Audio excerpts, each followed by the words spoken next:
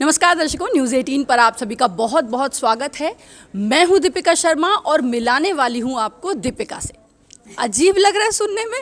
कोई नहीं लगेगा जब आप देखेंगे कि मेरे साथ कौन है दीपिका, जिन्हें शायद आप दीपिका से कम और संध्या भी इन्हीं के नाम से ज़्यादा जानते हैं, लेकिन अब उन्हें आप मौसमी के नाम से जानने लगेंगे। एक फिल्म है जिसकी पिछले कुछ दिनों से काफ़ी चर्चा हो रही है। फिल्म का नाम है टीटू अंबानी। इतनी मज़ेदार फिल्म है कि इस फिल्म का ट्रेलर अगर आपने नहीं देखा तो इस इंटरव्यू के बाद ज़रूर जाके देखिए। लेकिन उससे पहले हम सीधे हमारे साथ दो इस फिल्म के लीड एक्टर यानी दीपिका सिंह जो मौसमी का किरदार निभाने वाले हैं, और सीधे टीटू अंबानी जो अंबानी बने हैं या नहीं बने हैं। चलिए सीधा उनसे ही पूछते हैं। तुषार पांडे भी हमारे साथ है। सबसे पहले दीपिका से बात कर लेते हैं। दीपिका, बहुत बहुत स्वागत है आपका। और दीपिका, आपका दीपिका ही वेलकम कर रही है। हाँ, मुझ दीपिका को इन दीपिका से मिलकर बहुत बहुत बहुत खुशी हुई। Thank you Deepika ji. How sweet. Deepika, आप इस फिल्म में हम सबको पता है कि आप बहुत चूजी हैं, आपके प्रोजेक्ट्स बहुत ही स्पेशल होते हैं। इस फिल्म में ऐसा स्पेशल क्या था कि आपने इसे हाँ कहा और आपने कहा कि भाई मैं अपना इतना सारा टाइम इस फिल्म को देने वाली? डेफिनेटली कॉन्सेप्ट और स्टोरी जो है बहुत अच्छी है। मेरा कैरेक्टर बहुत अच्छा है। मौसमी का रोल मैं इस फिल्म में निभा रही हूँ, जो कि माता पिता की इकलौती बेटी है और ज़िम्मेदार बेटी है।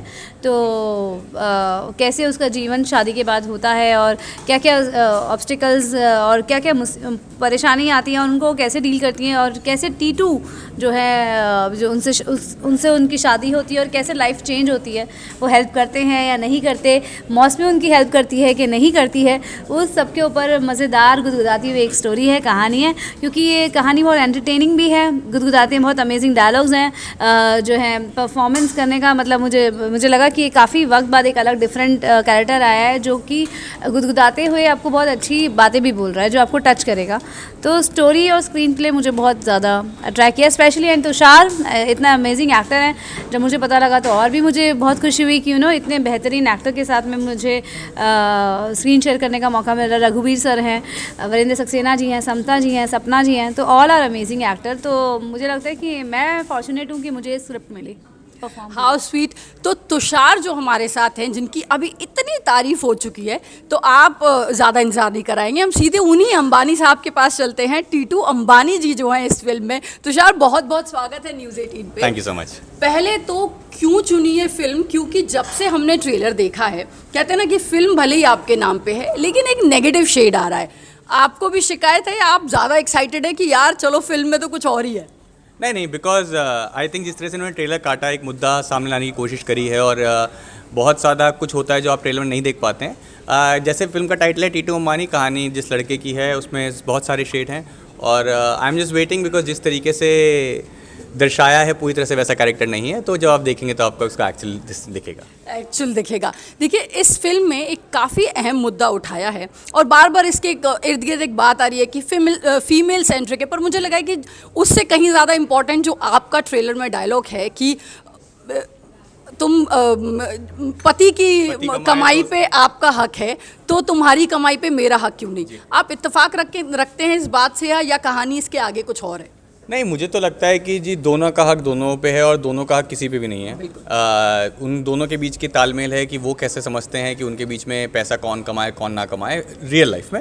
और कहीं ना कहीं फिल्म एक मुद्दे के बारे में है, बट जिस लड़के की नज़र से है, वरना पिक्चर का नाम मौसमी होता, पिक्चर का नाम टीटू अंबानी है, बिकॉज कहीं ना कहीं ये सारे मुद्दे एक लड़के की नज़र से देखे गए हैं। क्योंकि आप जब एक समाज में जिस तरीके से अभी समय है, लड़के के अगर आप जर्नी से देखेंगे तो आप शायद एक चेंज ला पाएंगे, बिकॉज जो समझने की ज़रूरत है इस मुद्दे पे वो लड़के को है, लड़की से ज़्यादा।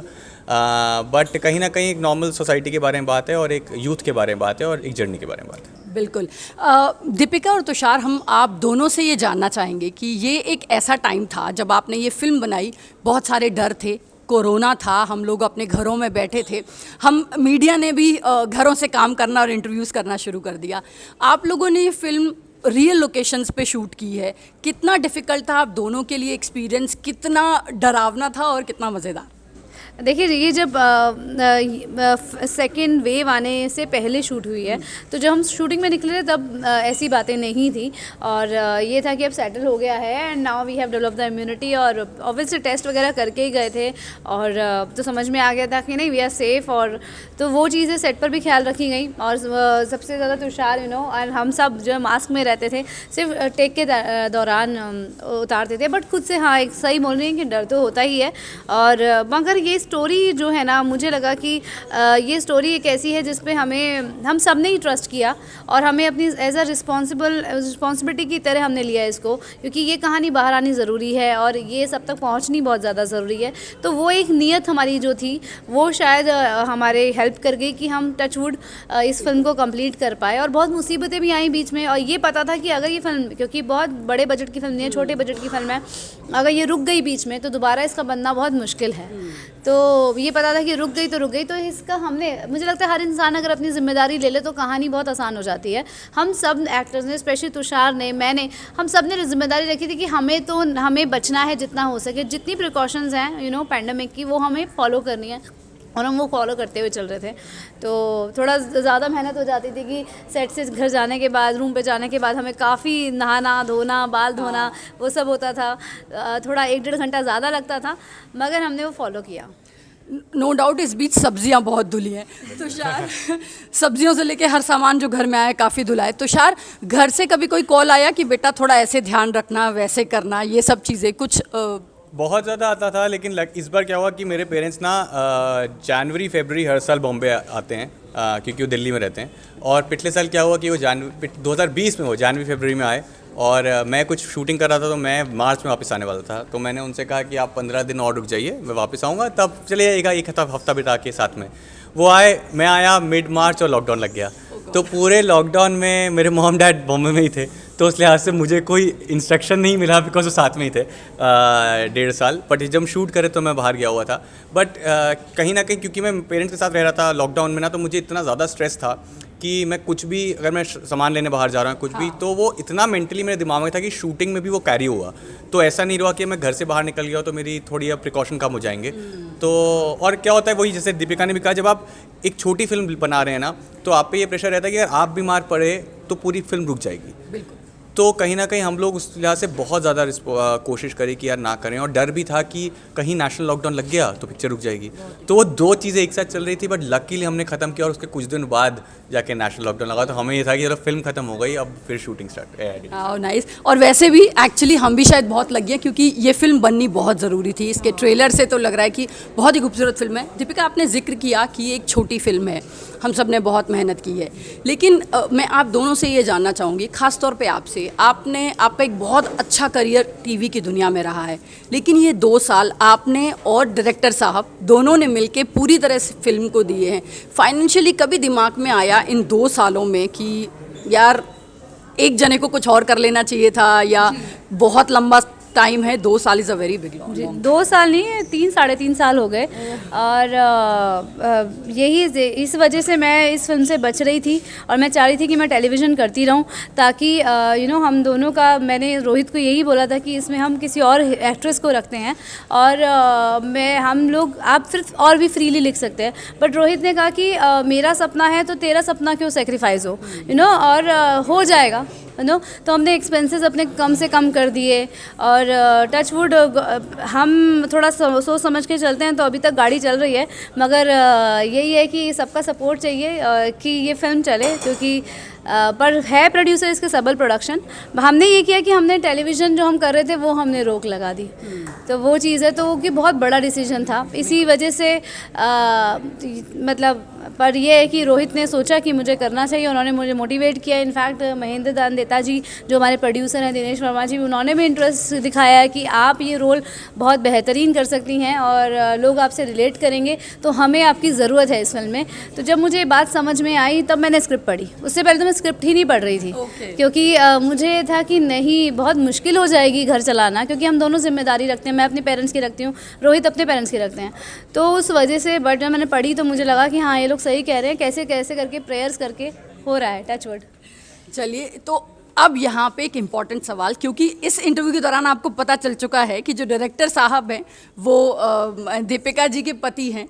इससे पहले वो एक सुपरहिट सीरियल हमें दे चुके हैं और कहानी भी उन्होंने लिखी है, निर्देशन भी उन्होंने किया है। ऐसे में अक्सर एक्टर्स जो होते हैं काफ़ी एप्रीहेंशंस लिए हुए होते हैं कि भाई हीरोइन डायरेक्टर से कनेक्शन रखती है तो मेरा रोल कहीं छोटा ना हो जाए या कुछ हो जाए। आई नो ट्रेलर के बाद तो ये कोई नहीं कह सकता, लेकिन जब आपने ये ऑफ़र एक्सेप्ट किया था, ऐसे कुछ एप्रीहेंशंस थे दिमाग में या कुछ लगा? देखिए, मैंने जब कहानी पढ़ी ना तो उसके बाद मेरा सबसे पहले, मैं ट्रेन एक्टर हूँ, मुझे नहीं फ़र्क पड़ता कि सामने कौन है, क्योंकि मुझे अपना काम पता है। और जब मैंने कहानी पढ़ी तो कहानी जिस किस्म से बताई गई है उसमें कोई ज़रूरत नहीं है कि मैं सोचूं कि कोई एक्टर को ज़्यादा रोल हो गया या कम रोल हो गया, इससे फ़र्क नहीं पड़ता। और मुद्दा क्या है, लिखी हुई कहानी तभी वर्क करती है जब सही मात्रा में सही कैरेक्टर की ड्यूरेशन हो। तो आई थिंक रोहित इतने ज़्यादा प्रोफेशनल हैं और इतने साल से सक्सेसफुल काम इसीलिए कर पा रहे हैं कि वो पर्सनल और प्रोफेशनल को बहुत क्लियरली डिमार्केट कर सकते हैं। तो उन्होंने कहानी में कहीं भी ऐसा नहीं है कि आप कोई सीन देखें और कहें कि यार ये तो मेरी बीवी है तो मैं सीन बनाऊंगा, वर्क ही नहीं करेगा, और अगर होगा भी तो एडिट पे नहीं आएगा। तो I don't think I ever had that. मेरे डाउट होते हैं स्क्रिप्ट, और मेरा डाउट था, तो मैंने रोहित से, मेरी पहली मीटिंग हुई, रोहित ने मुझे कहा आप कहानी सुनना चाहेंगे कि क्या करूँ? मैंने कहा आपको जो करना आप करो, मैं कहानी पढ़ूंगा। तो उन्होंने 45 मिनट लगा के मुझे कहानी सुनाई पूरी, और मैंने कहा बहुत इंटरेस्टिंग लग रही है, आप मुझे पढ़ने दीजिए। फिर मैं अपने साथ स्क्रिप्ट लेके घर गया, मैंने पढ़ा, अगले दिन मैं सो के उठा, तब मुझे लगा कि ये कहानी मुझे करनी चाहिए। फिर हमारी आगे बात बढ़ी। मुझे तो पता भी नहीं था कि दीपिका उनकी वाइफ हैं, जब तक कि हम लोग वर्कशॉप पे नहीं आए थे। और फ्रैंकली इससे कोई फ़र्क नहीं पड़ता। ना सीन करते वक्त मैंने ये सोचा कि अरे डायरेक्टर बैठा है, ना इन्होंने सोचा, बिकॉज मैं तो मुझे नहीं फ़र्क पड़ता, बिकॉज जब प्रोफेशनल लोग काम करते हैं तो अपने काम ज़्यादा इंपॉर्टेंट है। इसे ही प्रोफेशनलिज्म कहते हैं, और जो हमें यहाँ पे भी दिखाई दे रहा है, इतनी क्यूट सी केमिस्ट्री है, और आई एम श्योर फिल्म में भी हमें ये केमिस्ट्री इतनी ही मज़ेदार दिखाई देगी। आज आपका एक गाना भी रिलीज हुआ है जी, कौन है जो हमें थोड़ा सा लास्ट में ये गुनगुनाता हुआ सुनाएगा? दीपिका बहुत अच्छे सिंगर है। सच में नहीं गा पता, तो दोनों गा लेते हैं। हाँ, दोनों गा लेते हैं। राइट। बदल गए, हम बदल गए तो। अब आगे की राहें बड़ी टेढ़ी मेरी, अब गा रहे यार, मैंने गंदा गा दिया। देख कितना अच्छा गा रहा है। बड़ी टेढ़ी मेरी, आगे का तेरा। चलिए यहाँ हम सस्पेंस छोड़ते हैं, क्योंकि उन लोगों ने भी ना सिर्फ हाँ, इसके बाद आप गाना सुनिएगा, जाइए और गाना सुनने से पहले ट्रेलर भी देखिए, क्योंकि काफ़ी मज़ेदार है। देखिए, कुछ फिल्में होती हैं जिन्हें हम थिएटर में देखने जाते हैं और एंटरटेन होते हैं, कुछ फिल्में होती हैं जिन्हें हम देखते हैं और कई बार कुछ सीखते हैं, लेकिन कुछ फिल्में ऐसी होती हैं जो दादी माँ की मीठी सी गोली सी होती हैं, जो मुँह में जाती हैं, काफ़ी मज़ा देती हैं और आपका मर्ज़ भी ठीक कर देती हैं। ये फिल्म उन्हीं में से एक है जो आपको कुछ सिखाएगी, लेकिन बिना किसी ज्ञान के। मीठी सी कहानी है, मीठी सी फिल्म है, और एक शिकायत काफ़ी समय से लोगों को रही है कि अच्छी फिल्में नहीं चलती, अच्छी फिल्में नहीं चलती हैं। ये वो अच्छी फिल्में हैं जिन्हें आप सिनेमाघरों में जाइए, देखिए, तो आपको इन्हें हिट कराइए, तो आपको समझ में आएगा कि हिंदी सिनेमा में काफ़ी कुछ नए प्रयोग हो रहे हैं। बहुत बहुत शुक्रिया न्यूज़ 18 के साथ जुड़ने के लिए। Thank you Deepika ji, thank you.